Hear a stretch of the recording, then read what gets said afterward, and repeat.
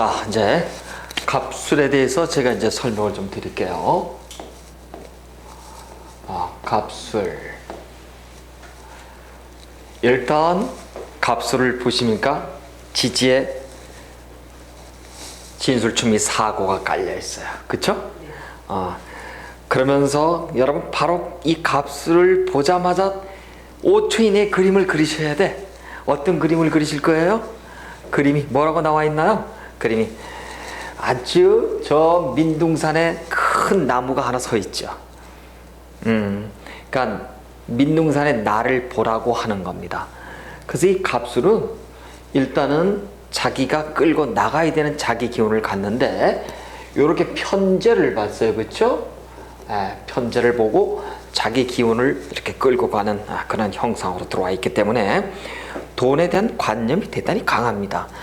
강한데 이 사람의 우리가 자의 형상이라고 지금부터 이제 공부를 좀 하겠는데요.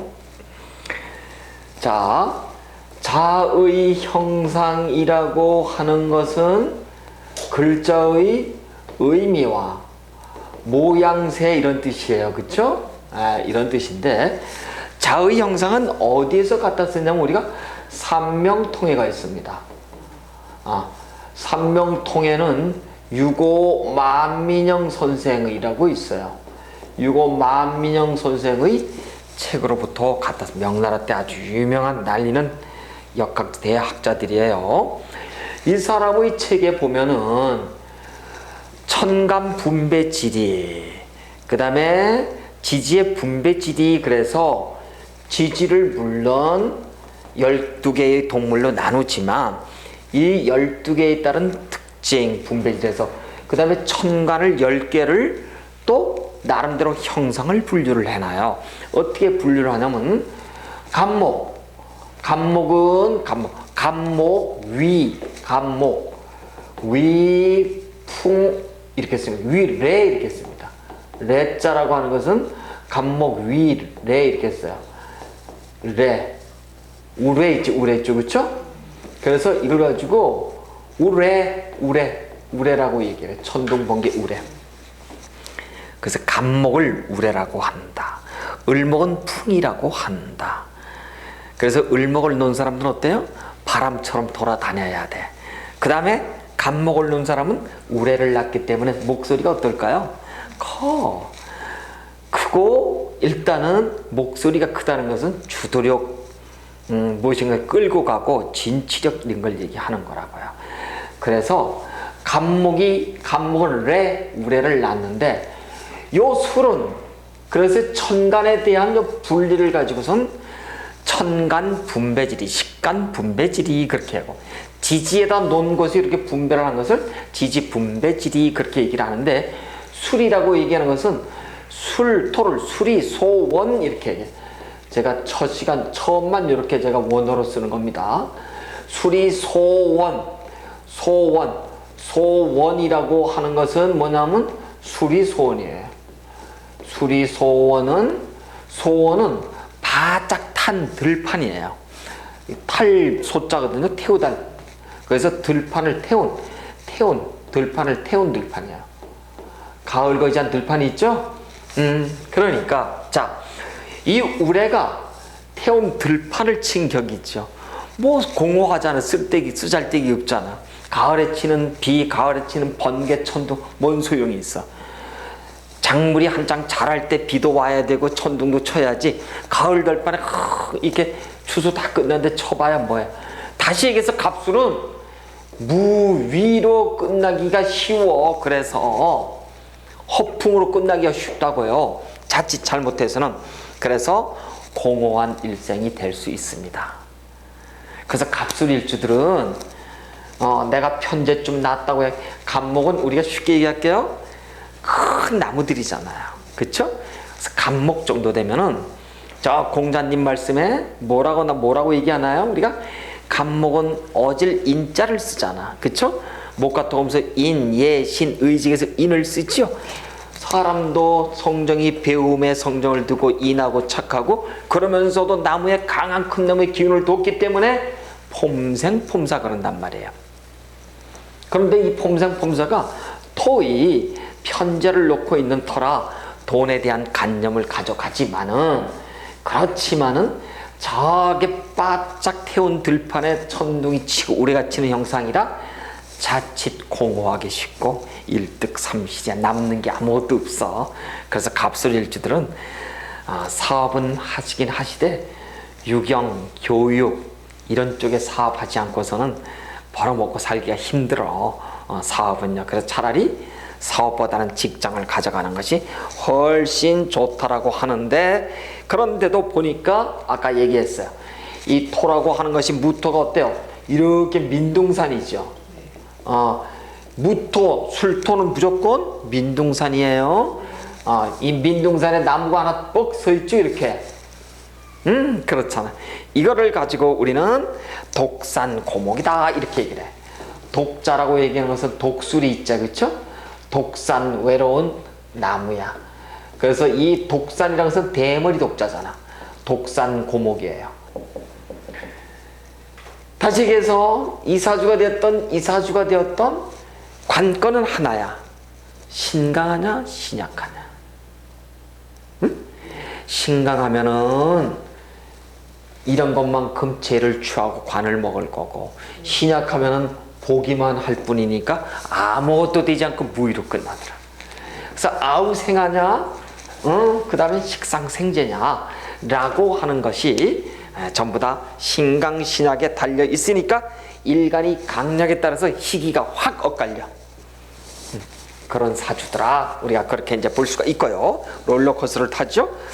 그 다음에 이제 여러분이 조금 이제 하나를 또 공부를 하셔야 될 게, 어떤 사주를 봤더니 이렇게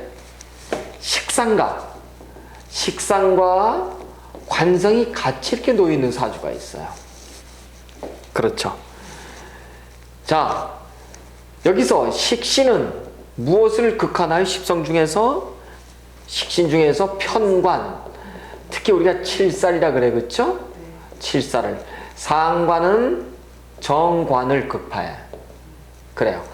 칠살이란 것은 일지가 아니라 사주에 식신이 없을 때 편관을 칠살이라 그러고, 식신이 있으면은 편관이라 그래요. 같은 우리가 편관이라고 하더라도. 자, 그런데 이렇게 식신상관이 이렇게 식상이 관성과 같이 놓여 있어요. 요 보시자고.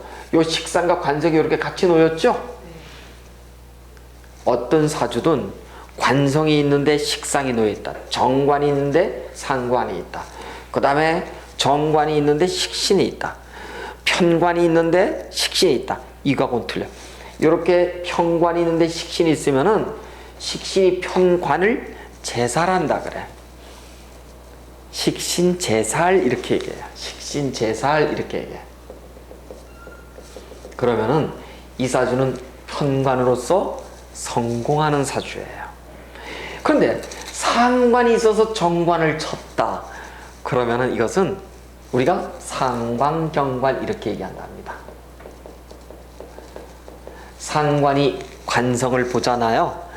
그럼 대체적으로 직장을 그만두고 파직합니다.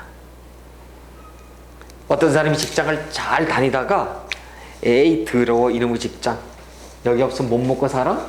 확 때려치워. 그게 언제라고? 십성 중에 상관 때예요.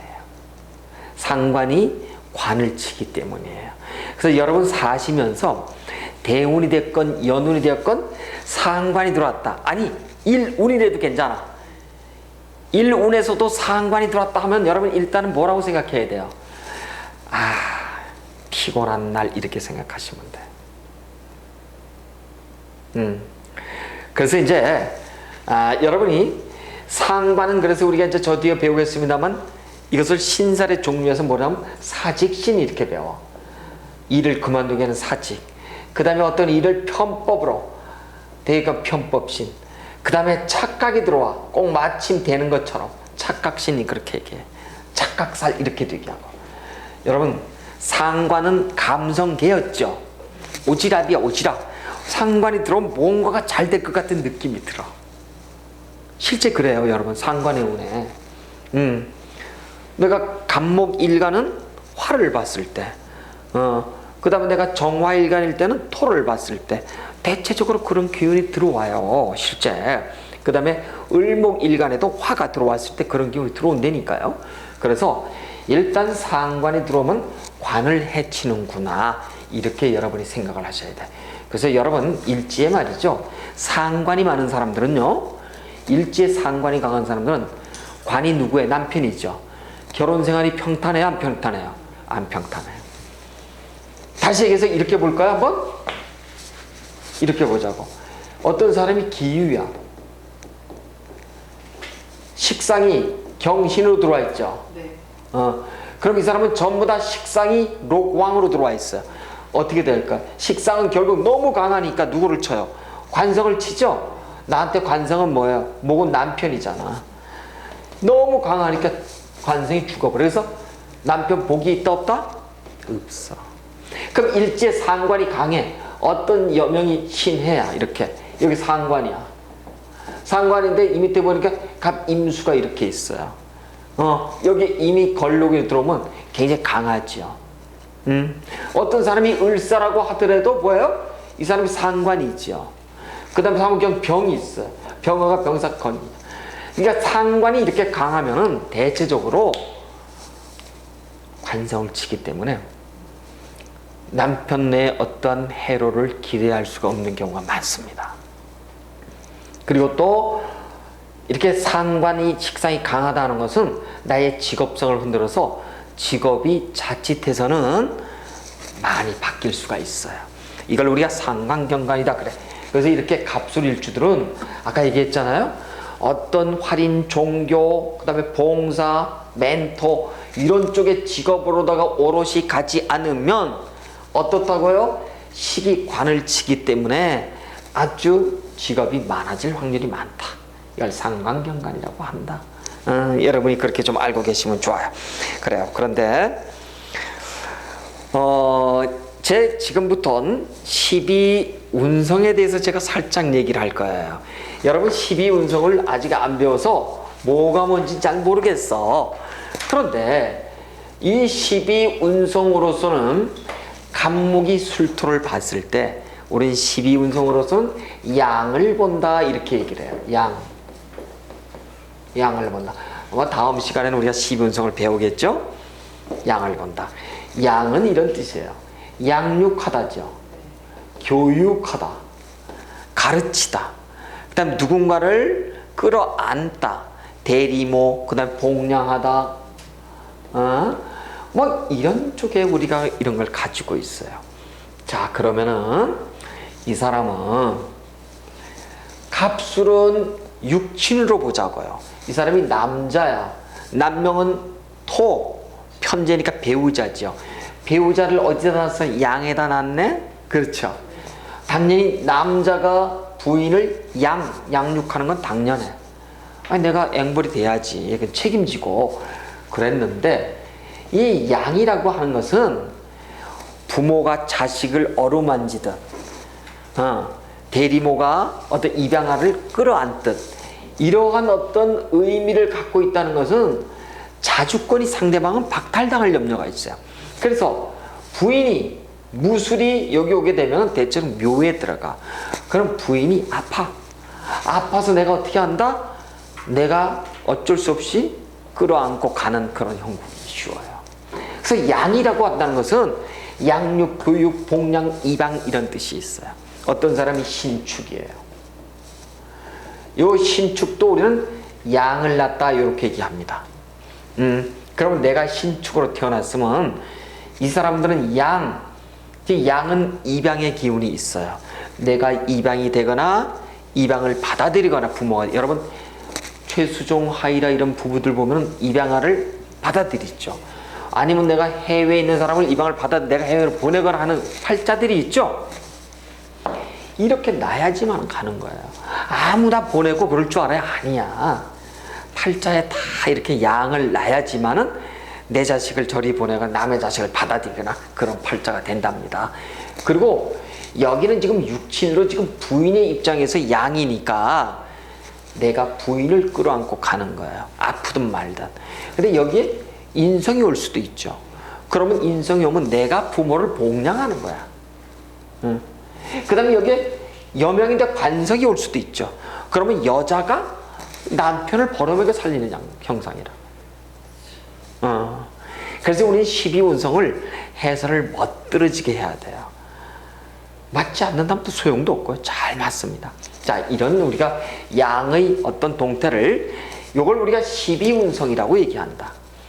그래서 예를 들어서 갑목에 자수가 오면은 목욕을 본다라든가, 그 다음에 이제 갑이 축을 보면 관대를 본다라든가, 뭐 이렇게 저렇게 얘기를 하는데 그 얘기는 다음 시간에 얘기하는데, 어쨌든 갑이 술에 누게 되면 양을 논다 그렇게 하고, 저 양은 저 이제 뒤에 가면 다시 또 12운성에서는 양이라고 하지만 12신살에서는 양은 천사를 논다 이렇게 얘기해요.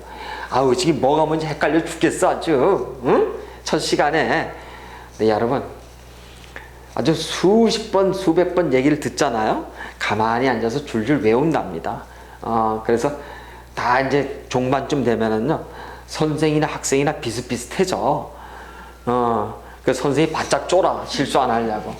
그래서 어리버리 하다 보면 이제 학생이 그거 아니에요 이거 이렇게 가르쳐 주고 그러니까. 그래서 여러분 전혀 신경 쓸 거 하나도 없어요. 천천히 하시다 보면 다 돼.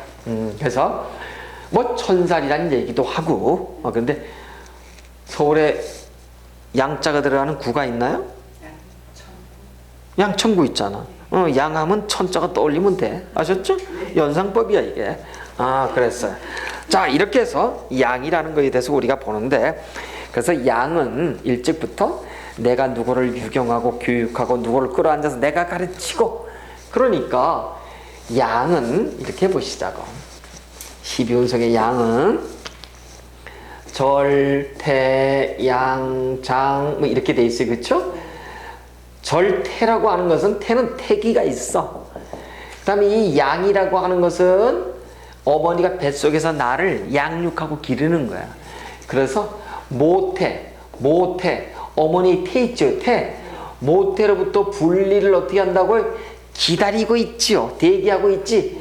그래서 양을 놓은 사람들은, 이 사람들은 자주 성가하려고 하는 기운이 대단히 강해. 그 다음에 양은 뭐예요? 벌써 어머니가 애를 딱 놓으려고 준비하면 뭘 준비해? 뭐 베네또스에서부터 뭐 준비를 많이 하잖아요. 애들 직접 놓으면 줄을 딱 끄고 동네 사람들이 뭘 도와주고, 내가 일 때는 내가 준비를 하잖아. 그래서 애를 딱 놓으면 부모가 뭘 갖다 주죠. 부모가 주는 거예요 일단은. 그래서 양을 놓으면은 뭐가 있냐면 상속성이 있어요. 양을 놓은 사람은 부모로부터 받는 게 많아. 틀림없이 부모로부터 받는 게 상속 아니면 증여잖아요. 상속 증여 참 좋은 거예요. 좋지 뭐. 상속 공짜로 받는 거 아니에요. 세금 그깟 넘을 거 뭐 내지 뭐.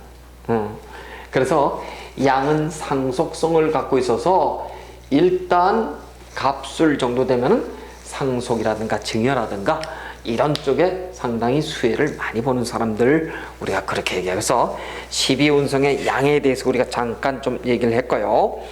자, 이 다음에는 이제 하나하나 이제 지지의 동태를 가지고선 실제 12운성에다가 우리가 이제 대입하는 건데, 자, 이제 중요한 얘기예요. 보시자고.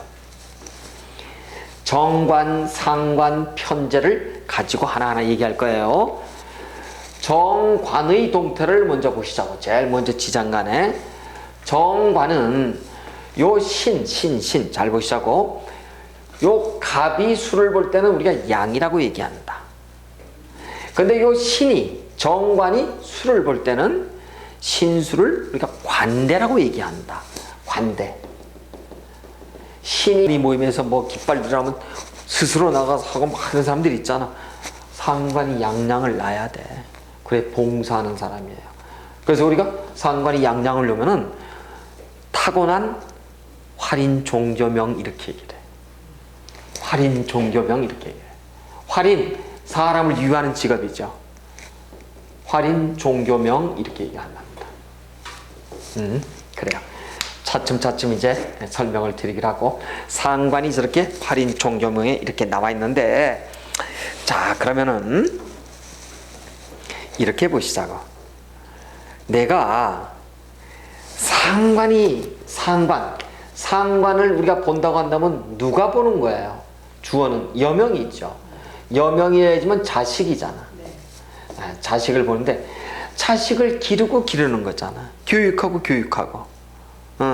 그래서 이 상관이 양양으로 들어오면 업둥이라든가, 그 다음에 자식을 보는 것이 내가 남의 자식을 기르고 이렇게 하는 상황이잖아요.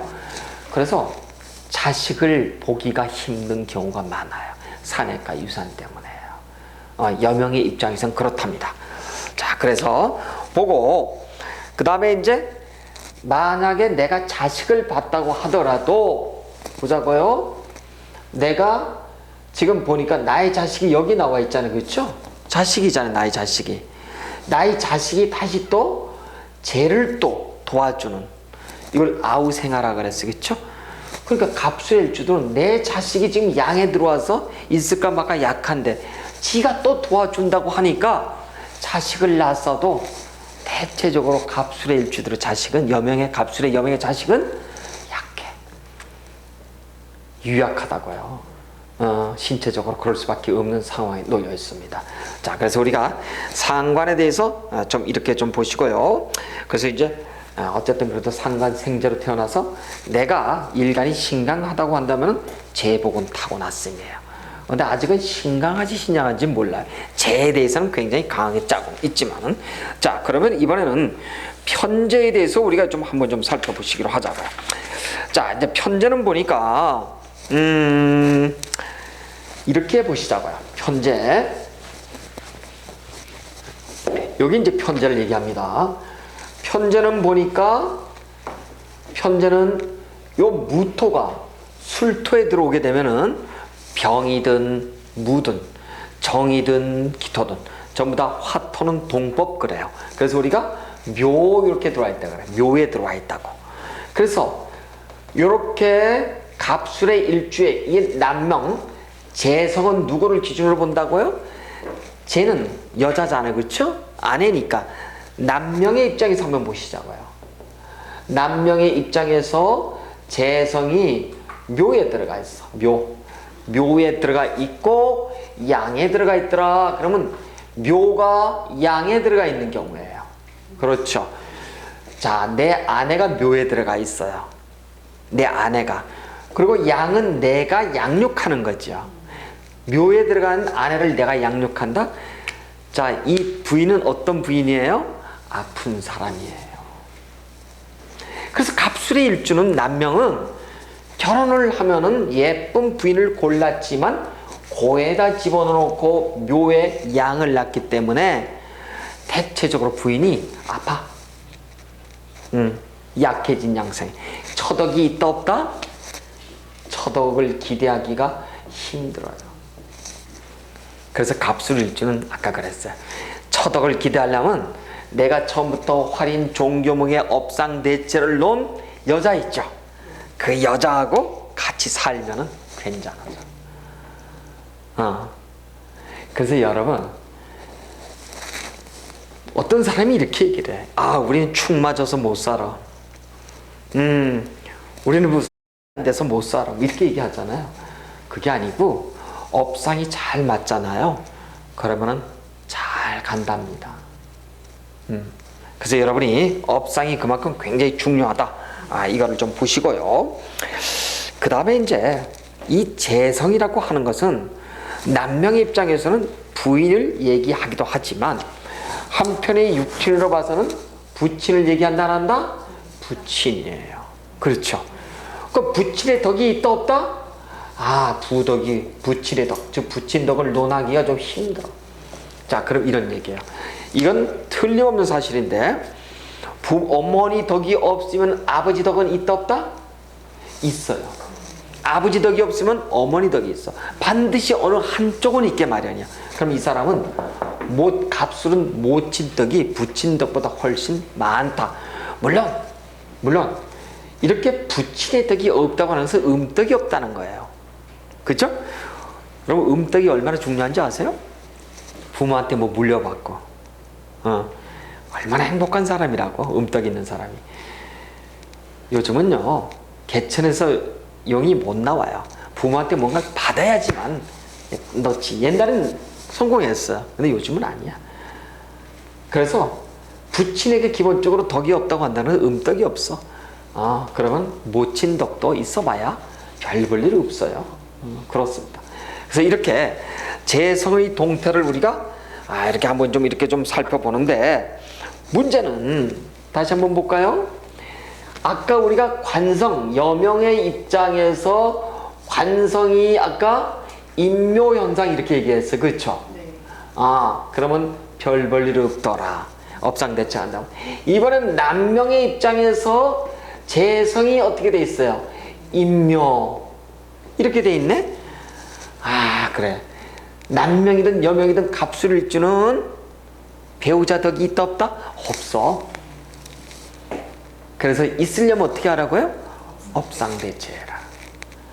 그 업상대체가 어디에 나와 있어요? 활인종교에 와 있어요. 그래서 갑술일주에 내가 그럼 갑술일주고 활인종교목에 놓여있는 또 그쪽에 관심을 갖는 사람하고 같이 사는 거야. 그럼 잘 산답니다. 근데 남편은 활인종교에 있는데 여자는 저기 가서 예를 들어서 무슨 옷장사를 한다라든가, 그러면 둘이는 한 지붕 두 가족이에요. 못 살아. 그래서 업상대체가 그만큼 좀 중요하다. 우리가 그렇게 보고요. 이번에는 말이에요. 이번에는 자, 아직 여러분에겐 어려울 수가 있어요. 우리는 지금 이 사람의 식재관을 봤어요. 그렇죠? 비식재관인 나를 중심으로 식재관을 봤으니까 이번에는 남는 게 인성이 남았잖아요. 그 인성은 없는데 인성은 어떻게 해야 될 것인가? 인성을 어딘가에서 불러와야 돼. 데리고 와야 돼. 이걸 가지고 우리는 이제 다음 배우기 쓴 다음에 인종기법이라고, 인종법이라고. 인종.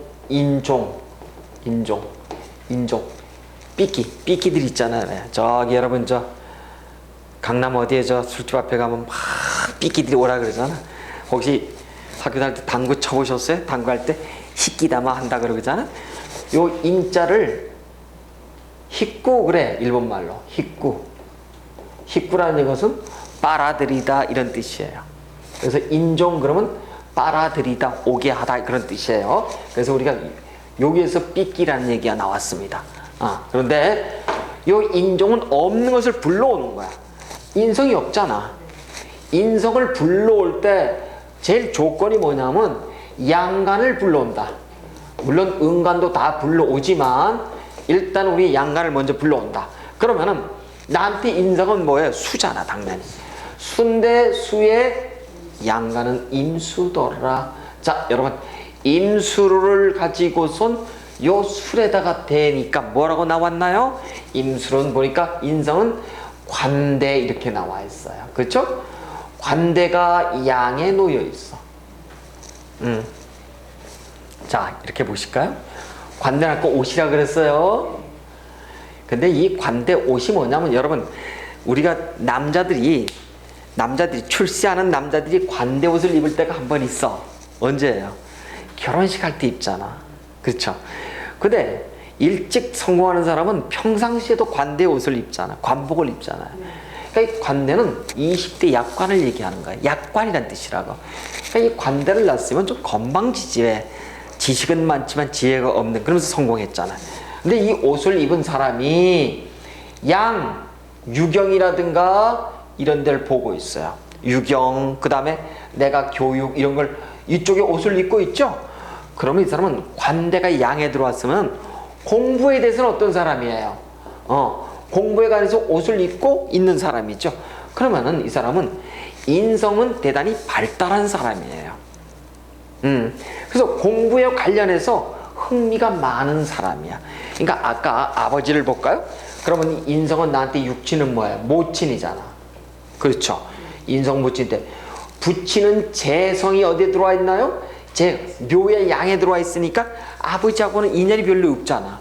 근데 어머니가 관대의 옷을 입고 유경을 한다는 것은 어머니의 기운이 훨씬 센 거야. 그래서 이 갑술일주는 아버지보다는 모친의 영향력이 훨씬 세. 모친과 우리가 이걸 유정하다 이렇게 얘기를 한답니다. 그래요. 그런데 그럼에도 불구하고 아무리 자기가 옷을 입고 유경에 관심을 갖는다고 하더라도 결론적으로 술이라고 하는 사고의 영역에 들어와 있지요. 그러면은 종교예요. 그래서 이 사람은 어떤 공부냐, 이게 공부에 관심은 있는데 공부가 어떤 공부예요? 옷을 입고 있어요. 자기 직업의 옷을. 그렇죠? 이게 신앙, 종교, 활인 이쪽이에요.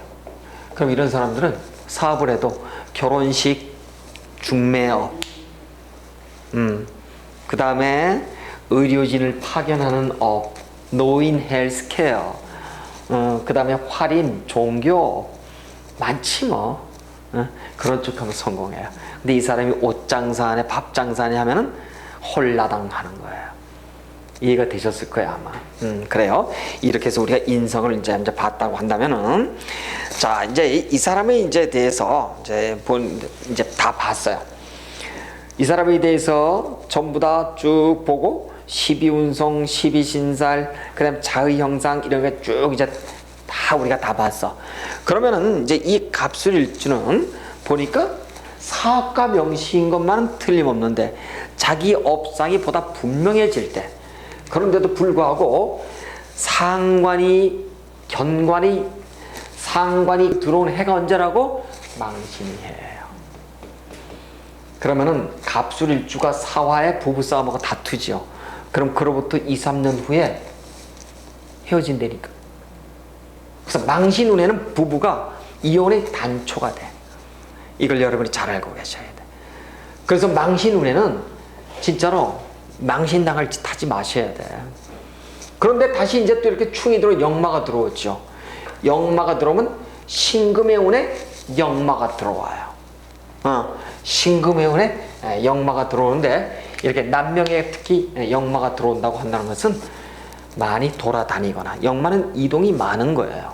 그래서 여기에는 특별하게 신금과 술이 더해져 가지고 특별하게 어떠한 합충형의 파에서 어떤 행운의 작용을 하진 않습니다만, 어쨌든 역마운에는 신금이 놓여 있고, 물론 다른 것도 이제 겹칠 수가 있습니다만, 이렇게 제가 앞으로도 과수과 고신에 대한 얘기, 그 다음에 도와 망신, 역마의 대기는 계속 제가 할 거예요. 그래서 이제 여러분이 전혀 이제 이 문제를 풀어 나가는데 전혀 어렵지가 않을 것이다 이렇게 보는데, 또 하나 이제 여러분이 보시면은 이 사주는 이렇게 돼 있어. 어떻게 됐냐면, 제가 아까 남명에게는 주위에서 볼게 딱 보자마자 사주가 이렇게 있어. 8개. 손님이 딱 왔어. 제일 먼저 뭐부터 보라 그랬어요? 십성 중에서 남은 재성과 관성이잖아. 남재관이잖아. 여명은 여관식이야. 그쵸? 남편하고 자식이고 부인하고는 그죠? 애들이잖아. 그런데 이 사주를 보니까 남명의 입장에서는 편제니까 재관이 다 들어와 있네? 그렇죠? 여명의 입장에는 이거 식관이 다 들어와 있네? 그렇죠? 여명의 입장에 식관이 들어와 있고 남명의 입장에서는 재관이 다 들어와 있네? 그렇죠? 이걸 가지고 우리가 재관이 들어와 있고 관식이 들어와 있는 것을 같은 수풀 속에 들어와 있죠? 독림한다 그래. 그래서 재관, 독림 이렇게 얘기를 해요.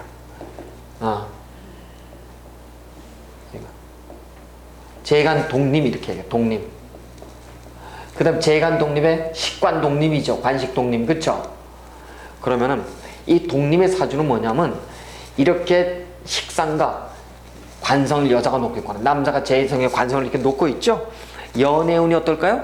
빨라. 연애운이 빨라서 부정포태가 있다 얘기를 해요. 부정포태는 뭐예요? 혼전 임신이에요.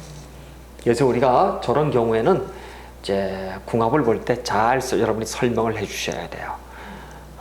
그래서 저는 이제 관식 독립, 무슨 식관 독립, 재관 독립 그러는데 막 이런 얘기들도 우리가 천천히 앞으로 더 많이 하기로 하고 이런 동태를 가지고 보이고 그 다음에 이제 여러분이 교과서를 보시면 신사를 제가 따로 이렇게 모아놨어요. 모아놓은 것 중에 보면 무슨 철새 괴금이니 그런 얘기들이 있을 거예요 아마요. 철새 괴금이니 무슨 현침이니 막 그런 얘기들이 있어요. 있는데 이렇게 이제 철새 괴금이라고 한다면은 어떤 사주를 보든 간에 이런 게 있어. 술이라고 저렇게 들어와 있어요. 철새 괴금이 뭐라 들어와 있나요 거기에요? 묘술, 그쵸? 묘술 이렇게 들어와 있어 유하고, 그쵸? 그러니까 술하고 묘하고 유하고 이렇게 묘술 유 이렇게 들어와 있다고 한다면 어떤 지지건 간에 이렇게 들어와 있죠. 이걸 가지고 우리가 철새계금 그래. 철새계금은 아주 사람 성정이 예민하고 기민하고 그 다음에 정밀하고 꼼꼼하답니다. 그러면 기본적으로 이공계예요. 학생이라고 보자고 이공계라고요. 손재주가 좋다는 얘기예요. 그래서 영감과 직감이 뛰어나고 아주 분석하거나 이런데 아주 일가견을 갖고 있는 사람들이죠. 그런데 이 사람들은 또 뭐를 갖고 있냐면 여기서 보다시피 현침이라는 걸 갖고 있어요.